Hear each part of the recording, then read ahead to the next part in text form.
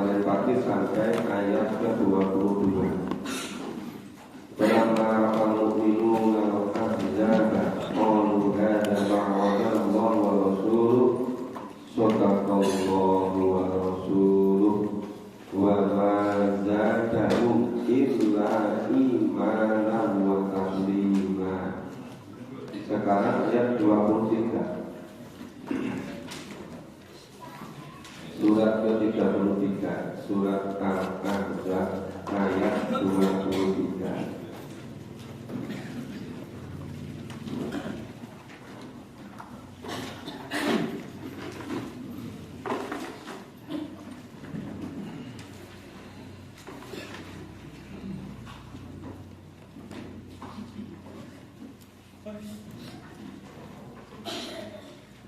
A'udzu billahi minasy syaithanir rajim.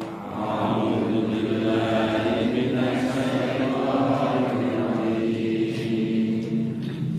Bismillahirrahmanirrahim. Bismillahirrahmanirrahim.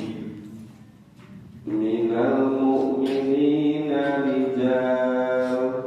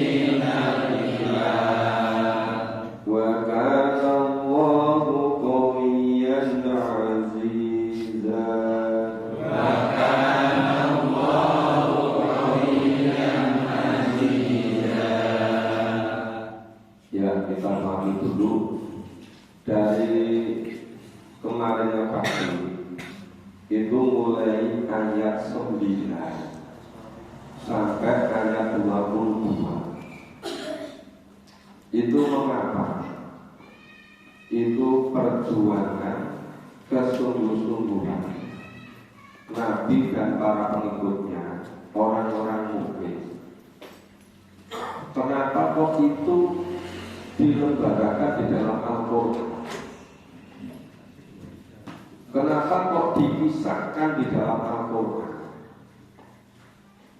Ya. Termasuk ayat 22 ini.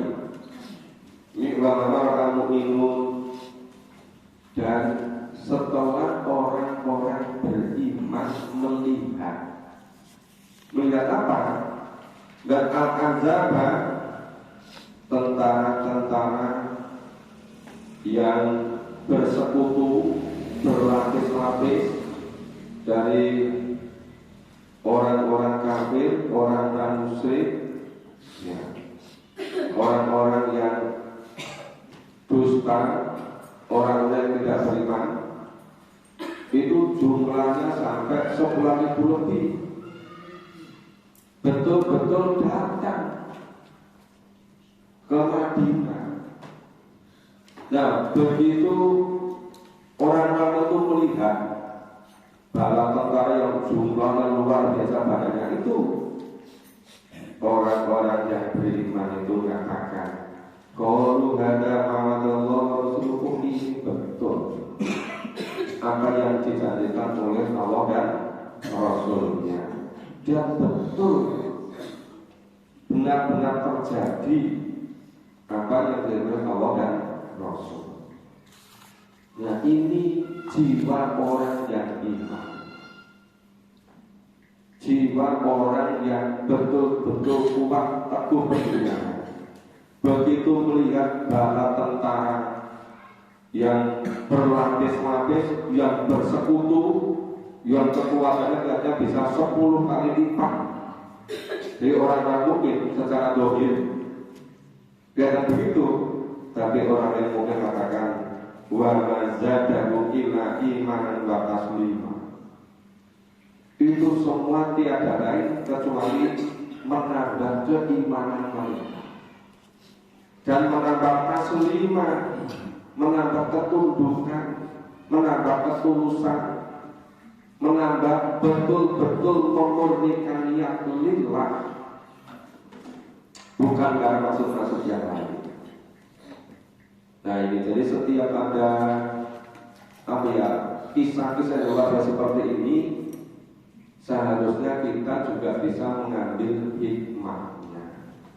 Kenapa kisah-kisah seperti ini oleh Allah dilembagakan di dalam Al-Quran, supaya kita itu bisa mencontoh, supaya kita itu bisa mengambil hikmahnya. Jadi perjuangan kita bangun jam 3 atau setengah 3, berangkat ke masjid jam 4, Al-Quran, itu dibandingkan dengan coba waktu tinggal setengah bulan. Ya, tentara yang bersekutu akan datang menyerang Mekah, akan memerangi, kemudian kerja siang malam untuk membuat honda, membuat parit yang panjangnya kira-kira 4,7 km, yang dalamnya 5 meter, yang luasnya kira-kira 4,5 meter, dan itu yang digali itu bebatuan di sekitar Madinah. Waktunya ada setengah bulan, malah nggak ada, sehingga dari pagi-pagi sampai nggak kelihatan baru berhenti, terus begitu. Coba kalau kita kadang-kadang muncul rasa malas, kadang-kadang jenuh gitu kan, bisa nggak kita ingat perjuangan orang-orang mukmin ketika dulu? Iya kan? Ya kalau sama-sama ingin menjadi as-sabiqun, mereka bisa, kenapa kita tidak? Mestinya kita juga bisa gitu. Jadi ini semua dikisahkan di dalam Al-Quran, bukan sekedar sebagai hiasan, tapi betul-betul supaya bisa dicontoh, supaya kita memiliki akidah keimanan yang kuat. Ayat 23, minal mu'minina rijal sodaku ma'ahadullah alaih. Nah, di antara orang-orang mukmin itu ada orang-orang yang menepati apa yang telah dijanjikan oleh Allah. Menepati ini betul-betul fisabilillah. Wis gak mudah karena pengaruh, gak mudah karena tipu daya. Nek cara saiki wis ora kepengin mengo nganan ngiri, rasa tolak-tolak, fokus ke fisabilillah. Kalau kita itu banyak memperhatikan suara-suara, banyak memperhatikan di luar orang yang melakukan, itu kena pengaruh. Nah, misalnya banyak sekali kan suara. Nek ngaji neng masjid bilangnya itu merebut masjid. Nek ngaji neng omah, ono masjid ngaji kok neng omah. Iya kan? Nek ngaji neng desa ini dewi ngomong apa? Padune golek pengaruh. Nek ngaji neng luar desa ini dewi, wong enek asli gone dewi ono kok nyanggon liya. Jadi kuwabe iki pancen sing cocok itu. Makanya ini betul-betul menepati janji Allah. Terus bagaimana wa'minhum man qada nahba? Sebagian dari mereka itu betul-betul gugur di jalan Allah. Insya Allah langsung surga. Karena apa? Orang yang mukmin sudah lama menantikan yang diharap itu surga. Ya, waminhum mayang tadi sebagian masih menanti, belum tahu kapan Allah akan memanggil. Wa badalu tabdila, mereka sedikit pun tidak robah kesetiaannya, janjinya tetap kokoh. Tidak akan miur, tidak akan mudah terpengaruh. Kita itu kalau nggak betul-betul kuat keinginan kita, nggak kuat keyakinan kita, nggak kuat pendidikan kita, sehingga jadi mau menentukan itu halannya banyak. Itu bisa-bisa peringatan 17 Agustus itu meliburkan pengajian. Iya kan? Jadi semuanya bisa jadi penghalang itu. Yang penting satu, jangan sampai memahami Quran. Maka segala macam itu bisa jadi alasan. Nah, kemudian lihat jaziyallahu shodiqin bisidqihim. Nah, supaya Allah memberikan balasan dari kata jaza. Lihat janji Allah supaya Allah berikan balasan orang-orang yang benar-benar membenarkan, ya, shodiqina bisidqihim, betul-betul membenarkan, meyakini, mempercayai. Terus bayu adibal munafiqina insya'a awiyatuba alaihi. Nah, tentang orang-orang munafik itu ada dua keputusan berikutnya. Orang-orang munafik yang bertobat, yang kalau menghendaki Allah menerima tobatnya. Ya. Jadi kalau misalnya itu orang munafik, kemudian mereka diadab, begitu diadab dengan tobat kembali pada Islam, Allah menerima tobatnya. Nah, tetapi ketika mereka itu tidak bertobat, ya tetap baru antibal munafikina, Allah mengadab mereka.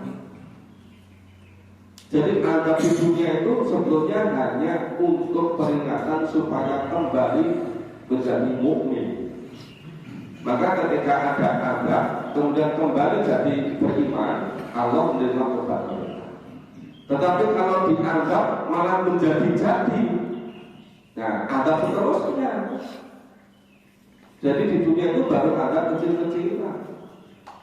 Ada sebenarnya ada di alam kubur, ada di neraka besok itu.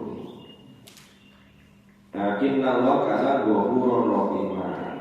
Sesungguhnya Allah adalah Maha Pengampun lagi Maha penyayang. Jadi sekarang banyak juga mulai orang-orang yang dulu ikut mali Quran, kemudian dibujuk, dirayu, ya, ditraktir makannya, dicukupi kebutuhannya, terus kemudian nggak ngaji. Kadang-kadang nuraninya mengingatkan. Kadang-kadang orang itu mengingatkan apa yang kamu cari di dunia ini. Terus dengar juga, kadang-kadang sulit-sulit dengar itu kan. Oh iya ya, besok gimana? Begitu mereka gabung ngaji lagi, kok minggu nanti kalau ketahuan gimana? Makanya orang itu seringkali takutnya kepada manusia itu lebih takut daripada Allah. Itu di surat An-Nisa ayat 77. Wa minan nasi man yasha'allah ka khosyatillah. Dan sebagai manusia takutnya kepada manusia seperti takutnya kepada Allah. Bahkan lebih takut lagi. Jadi seakan-akan yang menjadikan hidup, yang memberi udara untuk bernapas itu orang, bukan Allah. Maka takutnya kepada orang, bukan takutnya kepada Allah. Ini banyak sekali yang demikian itu. Alam kalau ilah tadi kalau berperumpamaan, ya Pak Musa jaga para dan kita tidak paling minggu yang salunan rasa kan khosyatillahi al asad dan khosyat. Jadi sebagai manusia takutnya kepada manusia seperti takutnya kepada Allah, bahkan lebih takut kepada manusia. Banyak kan yang semula ikut ngaji, kemudian dibujuk, itu kamu nggak sanggup ikut ahli corona, dan kalau ada apa-apa saya nganggur, kemudian nggak ikut ngaji. Suatu ketika hati nuraninya mengingatkan, terus mau gabung lagi, kemudian jadi oke, khawatir ketahuan sama yang bujuk lagi. Itu bukan hanya zaman dulu, itu terjadi sepanjang masa. Pahami ulur terus begitu. Nah ini juga itu orang-orang munafik disahkan di sini. Dan barat Allah mereka baru digoyim.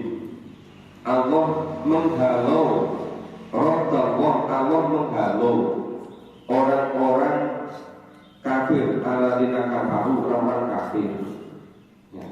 Orang kafir itu dia tuh, ya Pak, yang keadaan mereka apa itu bigoyim. Orang-orang kafir itu dihalau oleh Allah penuh dengan kecintilan, bigoyim, sangat jengkel, mantel, dendam. Banyak katakan tidak Allah besok. Kita besok ya akhirnya apa? Disiksa terus itu kan. Nah, bigoyim, lam yanalu khairo. Nah, mereka itu ngambil jengkel itu sudah tidak akan memperoleh keuntungan apapun. Jadi orang-orang kafir itu kelihatannya kekuatannya itu luar biasa, menguasai seluruh aset di muka bumi ini. Berkonsol memiliki segala-galanya, memiliki semuanya, gitu kan? Pada lamyana nulhoiro, mereka tidak akan berkebaikan sama sekali. Maka Allah ini kita coba ini, dan cukuplah Allah membantu orang-orang mukmin. Orang mukmin tidak perlu perangnya itu, berjihadnya itu sampai luar biasa. Kenapa? Tadi Allah membantu dengan coba kecanggihan pikirnya sama Al-Farisi itu. Kok supaya membuat Farid yang kira-kira bisa jalan masuk ke kota Madinah dibikin fonnya. Tapi itu dapat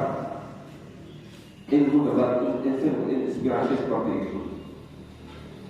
Terus saya dalam waktu seminggu lebih kok bisa selesai. Begitu sudah selesai, membuat kontak panik. Nah, tadi tentara yang bersekutu supaya itu tadi dapat. Betul mereka, bertambah imannya. Ini janji Allah. Begitu mereka ngepung sampai 2 minggu, 3 minggu, sudah mulai yang 10.000 tadi mulai kehabisan makanan, minuman, logistik, mulai capek, ngantuk, penat itu kan. Wah, didatangkan angin topan, angin puting beliung. Sudah ke sempoyongan, Allah datangkan tentara yang tidak kelihatan, malaikat. Terus dimunculkan rasa takut dalam hati mereka. Takut sekali sama orang-orang beriman. Wah, akhirnya kalah semua. Jadi orang seringkali itu kalau nggak percaya pada Allah yang mengajarkan yang kasat mata, merasa, ini kekuatannya 10 kali lipat, mesti menang, gitu kan? Nah, kelihatannya sebaliknya. Maka dikatakan wa kafalul mu'minina kita. Bahkan kalau perlu orang mukmin itu nggak perlu perang, Allah yang mencukupkan, Allah yang menyelesaikan. Ya, dengan 3 jenis tadi, ya Allah mendatangkan angin tobat puting beliung, Allah mendekatkan tentara yang nggak kelihatan itu malaikat, Allah yang membisikkan, menumbuhkan rasa takut pada hati mereka.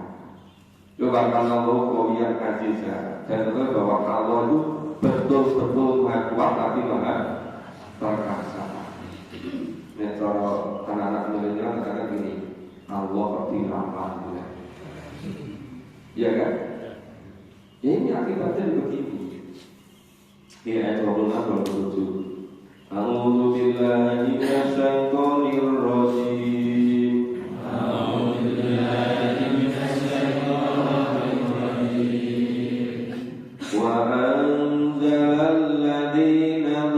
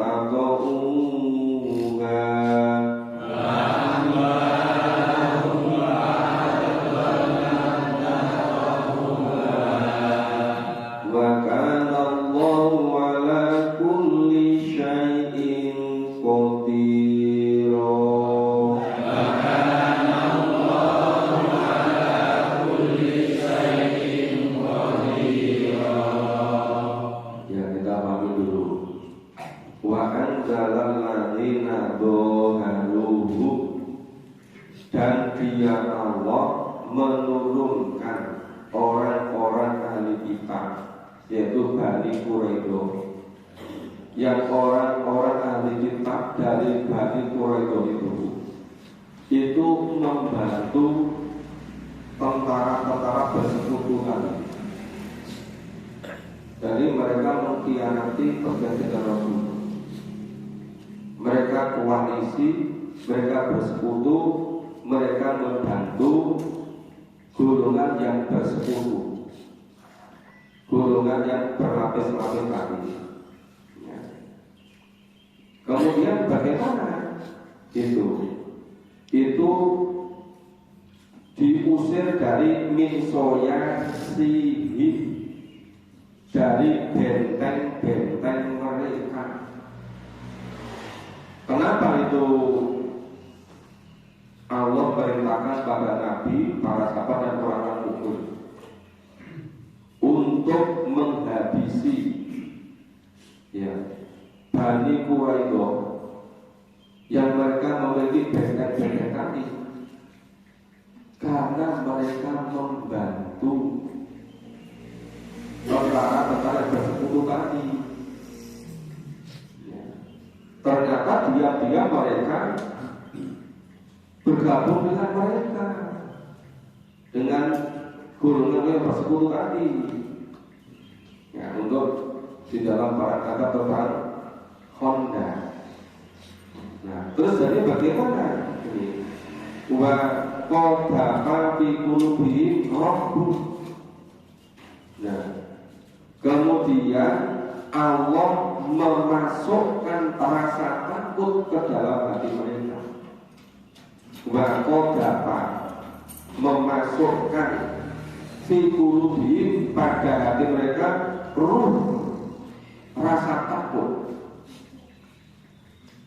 Dulu semula itu seperti sebuah kamar dulunya hebat sekali. Tapi Allah memasukkan ke dalam hati mereka rasa takut. Ya. Jadi Allah memasukkan ke dalam hati-hati mereka rasa takut. Kemudian parikon takut dulu. Kemudian sebagian dari mereka terbunuh. Terus watak siruna pariko, dan sebagian yang lain dijadikan tawanan. Nah, jadi yang bergabung ikut perang itu terbunuh. Maka katakan farikon takbunuh, sebagian dari Bani Israil, dari Bani Quraidah al-Kitab yang membantu tergabung ikut sekutu-sekutu tadi itu terbunuh. Terus yang gak ikut perang, ya termasuk apa itu yang di keluarga mereka itu jadi tawanan. Nah, jadi ini semuanya itu belum perintah dari Allah kepada Nabi dan orang-orang mukmin.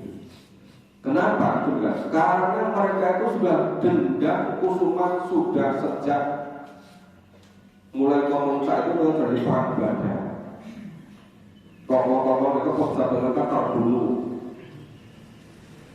Terus mereka bersumpah ingin menghabisi Nabi dan orang mukmin. Perang Uhud mereka tidak berhasil. Dan mereka menyiapkan selama 1 tahun akan ngepung kota Madinah, akan dihabisi semua. Nah, yang terjadi sebaliknya. Allah yang menolong orang-orang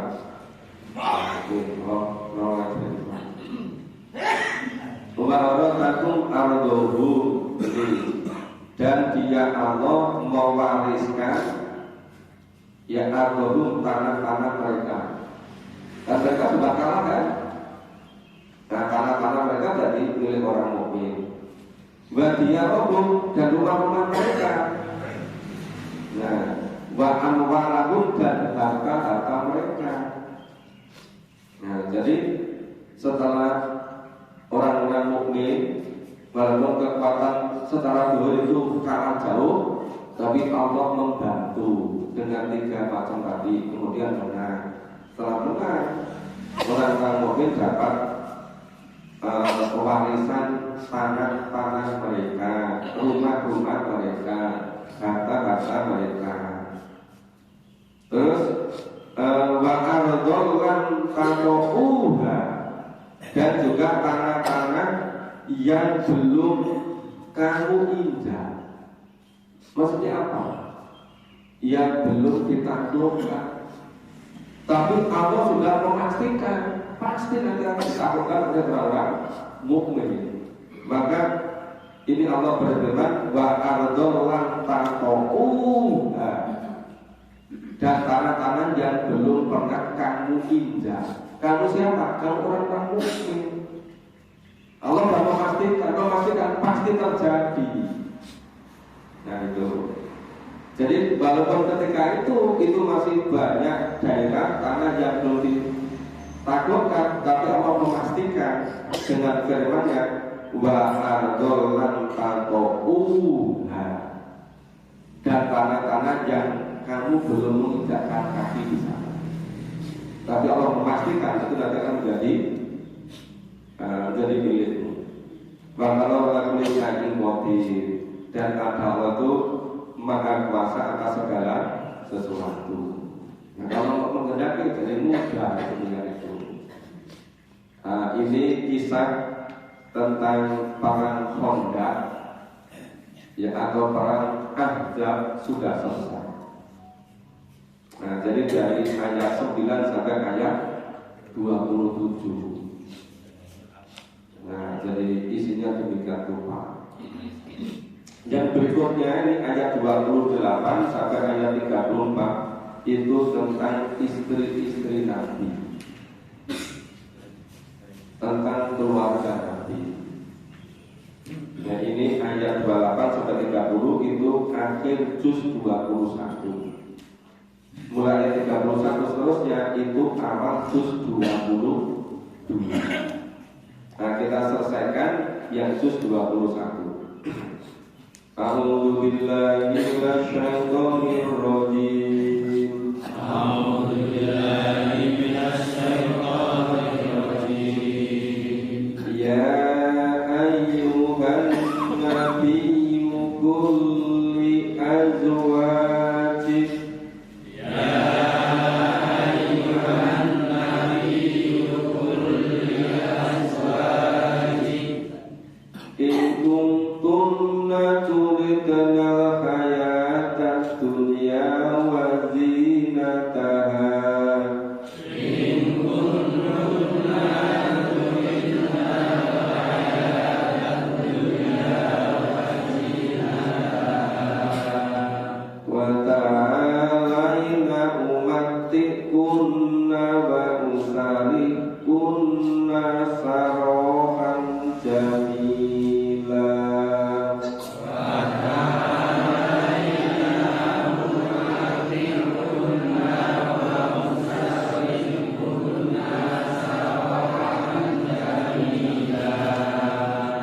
Wa in kuntunna turidna Allaha wa rasulahu. Wa in kuntunna turidna Allaha wa rasulahu wa daral akhirah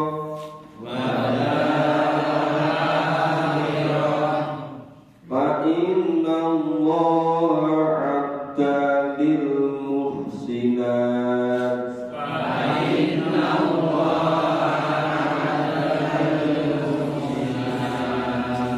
Lil muhsinati minkunna ajran 'azima.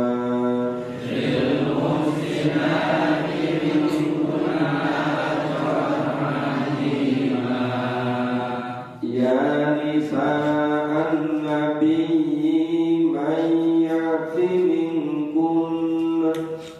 Ya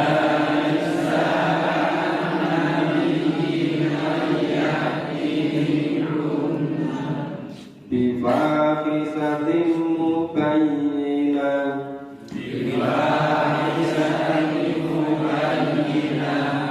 Yudha'af lahal 'adzabu dhi'fain.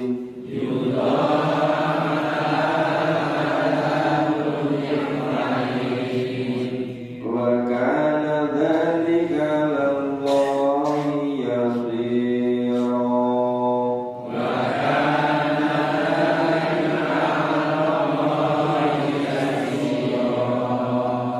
Ya, kita bahas dulu. Ya ayyuhan nabi, wahai nabi.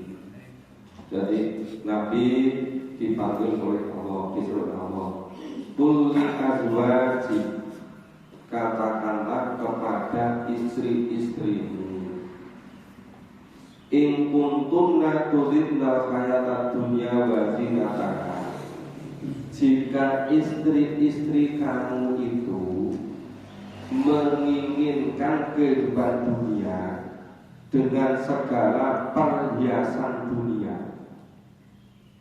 istri Nabi itu ketika mulai ada kecenderungan tidak taat pada Nabi, terus cemburu satu dengan yang lain, terus seringkali bersikap yang tidak menyenangkan Nabi gitu, menjadikan Nabi susah, mengganggu dakwah. Maka Allah perintah Nabi, di istri mungkin tantingan, jadi taruhnya kepiye. Dan orang koyo istrinya Nabi Nuh, ya. Dan koyo orang istrinya Nabi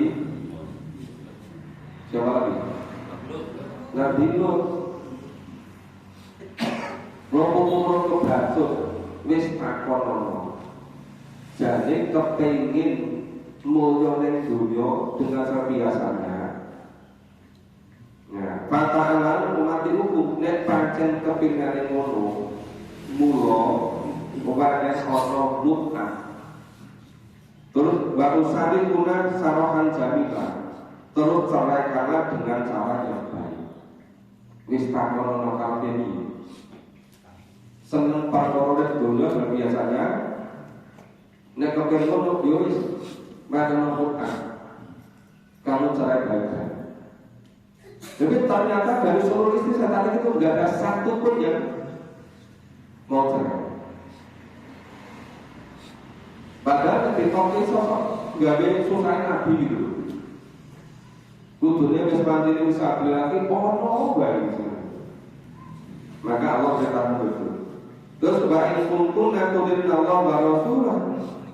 Tetapi jika istri-istrimu tadi itu mengikuti keinginan dari Allah dan Rasul, wadarul akhirah, dan mengharapkan kehidupan yang sebenarnya besok di akhirat, nenek terus do gelem tobat, do milih lalu Allah lalu Rasul, dan betul-betul ingin batinnya besok di akhirat, fa innallaha a'adda lil muhsinat, maka sesungguhnya Allah itu menyediakan bagi orang-orang yang berbuat baik, ya, mingkuna di antara kamu ajaran azimah, pahala yang sangat besar. Nah, coba ini karena yang namanya keluarga Nabi, apalagi si Nabi itu sangat menentukan. Nek dilok rekan, ngelipok dia. Maka terus Allah perintah begitu. Terus ya nisa an-nabi, wahai istri Nabi, mayati minkum nabi fahisatin mubayyinah. Ya, jika ada di antara mereka yang melakukan perbuatan fahisah, yang berbuat keji, mubayyinah yang jelas, ya, yudha'af lahal adzabul fa'il. Ya, niscaya akan dilipat gandakan siksaan pada mereka 2 kali lipat. Kenapa siksaan 2 kali lipat? Karena istri Nabi sudah mau suruh ke Pak.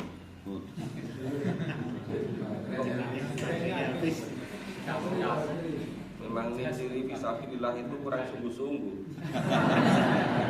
Ini zaman Nabi kan.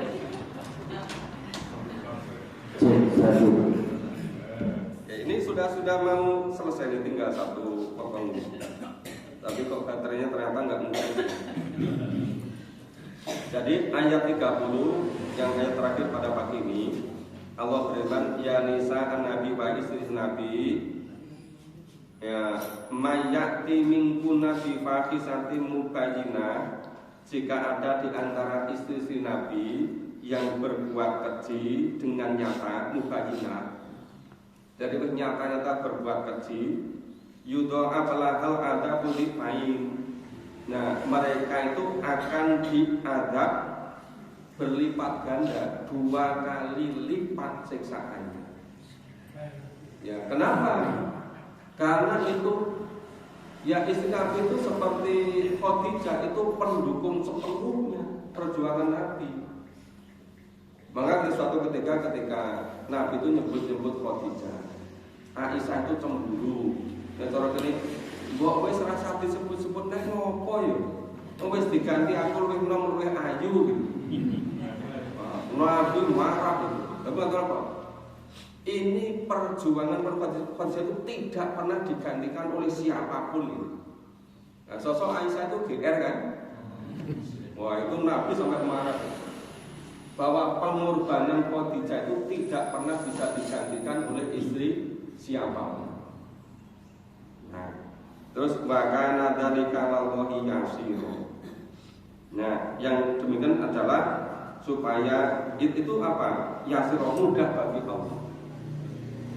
Nah, habis peristiwa itu Aisyah itu sangat hati-hati pada Nabi. Engkau dan Nabi itu kau menaik gitu kan? Enggak berani nyinggung Nabi. Jadi demikian cara Allah mendidik keluarga Nabi. Wah, kuwi.